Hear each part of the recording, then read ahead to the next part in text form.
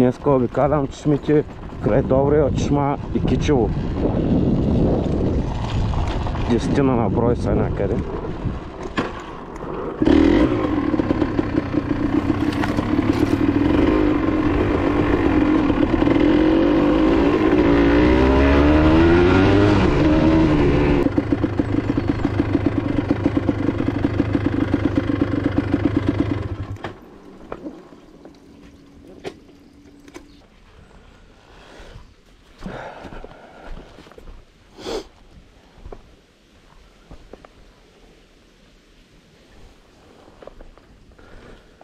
Моста търсих, ма го видях.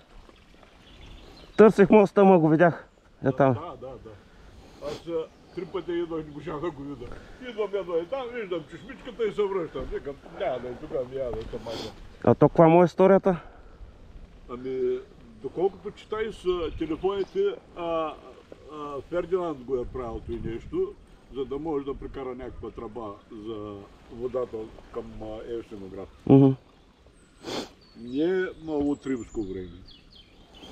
Някъде гледах, че бил римски и после е обновен по време на царя. Възможно е.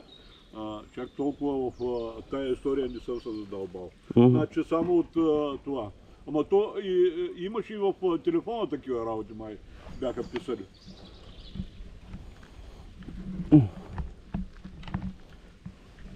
А ти някъде наблизо ли живееш? Не, на центъра на Варна. То и аз съм там. Точно до царската чешма има мост, който не се вижда. Трябва да го знаеш, че да се види моста. Стар каменен мост.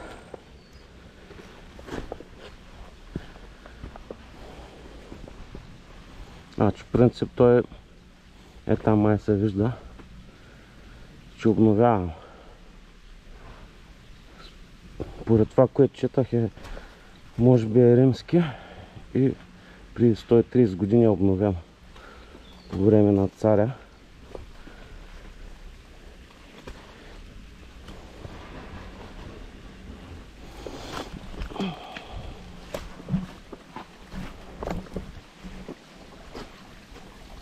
И тук от всякъде вода тече. От самия мост, от ляво, от дясно.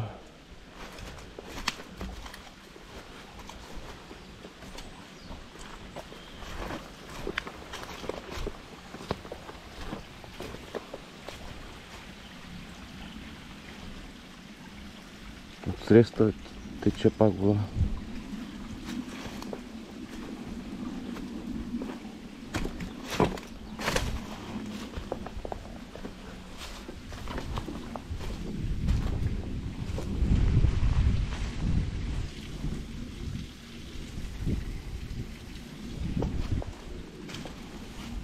И сега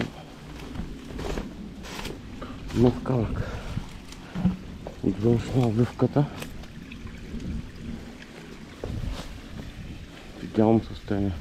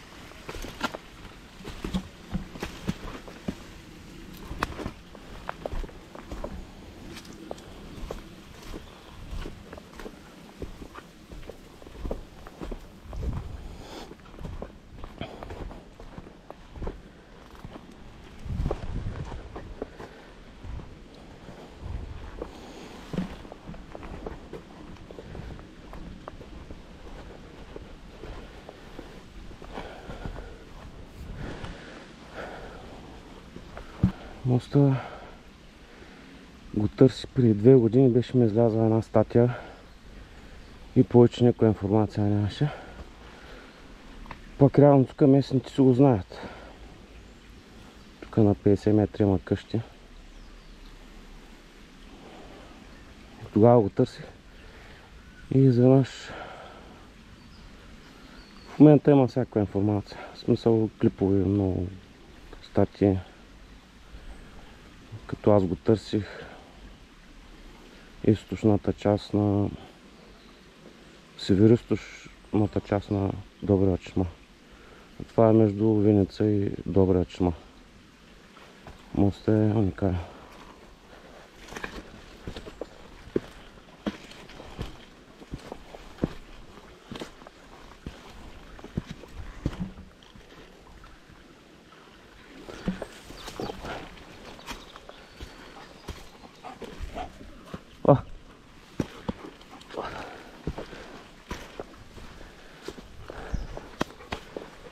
Става ли с мотора додолу? Не, бе, тук ще ме затрудни. Не, бела ли си отваря? Тук местен ли си? Ами, какво значи местен? Долу живеят под картинга някъде. Ага. Къде? Под картинга. Ами да, големия завой. Аз този мост не го знаех. Наскоро ми скочи. Ами, той е заебан. Не знам кой го е правил, кога го е правил. И какво е било също. Тук са били някакви помпени станции. Води навсякъде. Много интересно, тук води навсякъде, а долу пред нас вода няма. Няма ли?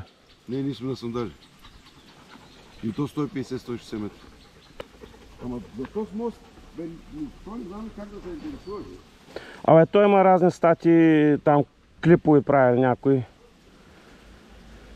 В принцип ще стар римски и по време на цара са го обновили. Те с новите камъни, с облицовката си едно при 130 години. Схема, като гледам тази облицовка, не ми прилича на стара. Не, той е много запазен. При 130 години. Ама виж, че тук има едно срутено и се вижда вътрешността с камъни. Такива като... Може и наистина римско да е било. Къде е водил този мост, пък сега никъде не води. Къде е водил, пък сега не води никъде. То пише акведукт, нямам представа който и... Акведукт са тези. По принцип. Ама... Тръгва е вода от тук някъде. Ето и там има стена. Да, там качели пак има, или? Слизал ли се оттам? Къде? Водата където тя. И там има стена, да. Ага. И там има стена. И дерето е много голямо. Той дере не го знам докъде продължава, ама... Той като нищо е и дерето, което е във Виница. Ами май да. Аз разбрах, че до златните ли отива той. Да. То се е променило със сигурност нататък вече. Абе, дълбоко е. И няма край. Аз съм се опитвал да го заобикалям. Няма. Няма шанс. Айде, чао. Айде, лека, приятна разходка.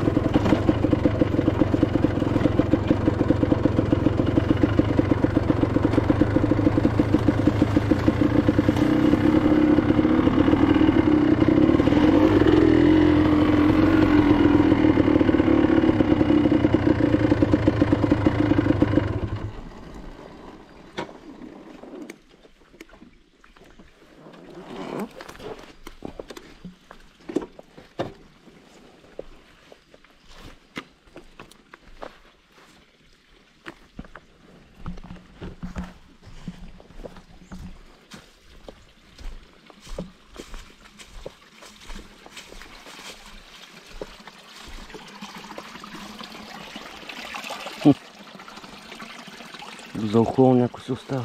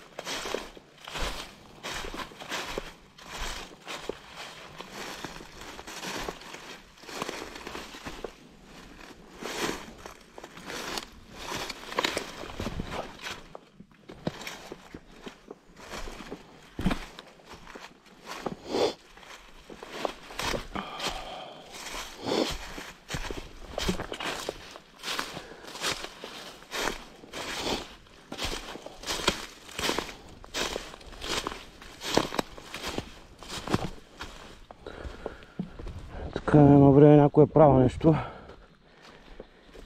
Обаче чешмата е вече пресъхнала. Е в нищо.